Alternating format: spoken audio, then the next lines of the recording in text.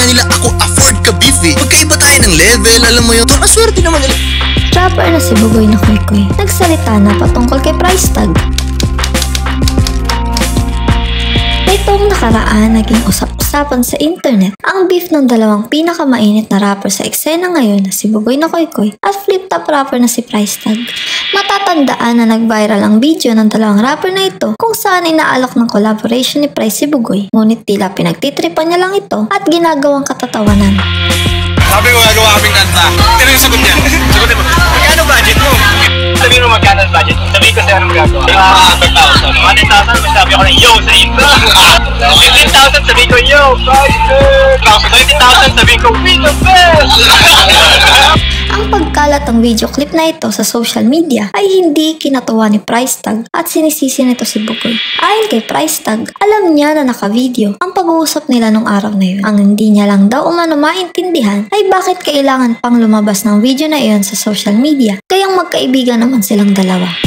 Si Bugoy ay inspirasyon kong tao. Alam mo yan, bumibili ako ng t-shirt ni Bugoy, bumili ako ng album ni Bugoy na Koy. Dumating lang yung time na nagkita kami and then syempre kinamusta ko siya. Tapos alam ko yung video ng gano budget mo. Alam ko yun na nasabi ko yun na naka-video ganito, ganyan, nagbibiro ako. And then nagulat na lang ako, bakit dumating yung panahon na kailangan kumalat yun? Mataas ang ego ko, tapos ginanon mo ako, nilabas mo yun para mapahiya ako. Hindi naman kami nagkikita. Hindi ko naman siya pwedeng saktan ng mga time na yun. Ang ginawa ko na lang is, dinis ko siya kasi gusto ko malaman kung talagang gusto mong testingin.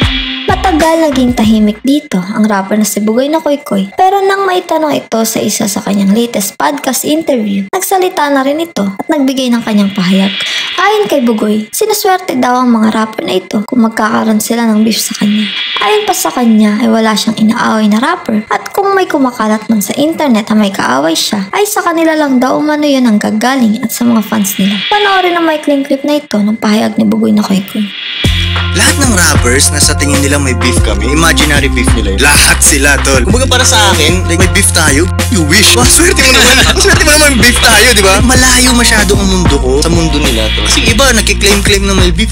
Yung iba gusto mag-start ng beef sa akin. May mga ganung rappers eh. Which is, okay din naman pagdating sa marketing side. Kasi nakakuha silang attention talaga. Kasi nagkakapera pa nga sila. Medyo smart move yun eh. Business strategy. Pwede siya. Akong binibigay ko sa kanila. Kunyari may ganung way. Walang problema sa akin dahil unang-una, hindi naman makaka-apply ko sa pera ko. Gets ko na yun, ang laro ay madumi talaga. Wala akong ka-beef. Pwedeng sila, iniisip nila, ka-beef nila ako. Okay na yun, nakaka-feel good sa kanila, pwede rin, di ba? Nakaka-proud yun eh. Ako hindi ako mapaproud eh. Di ba? Kunyari sabihin ko, ka-beef kita. Ano nakaka-proud nun? Lugi ako eh. Masyado akong lugi doon. Marami sa mga rappers na to na gusto nila akong ka-beef. Na hindi nga nila ako afford ka-beef eh. Hindi nila ako afford ka-beef. Magkaiba tayo ng level, alam mo yun. Kahit nga siguro mas mataas sa akin, hindi ko pa rin yun eh. Parang hindi ko game yun eh. Hindi ko game na makipag-beef-beef na gano'n. Tol, aswerte naman yun. Susulatan ko sila ng tula. Isipin mo yung mga rappers na yun na gumawa ng kanta para sa akin. Ang sweet nga nila tol eh. Ginawa nila ako ng tula. Kung may mga rapper na ayaw sa akin, problema na nila yun.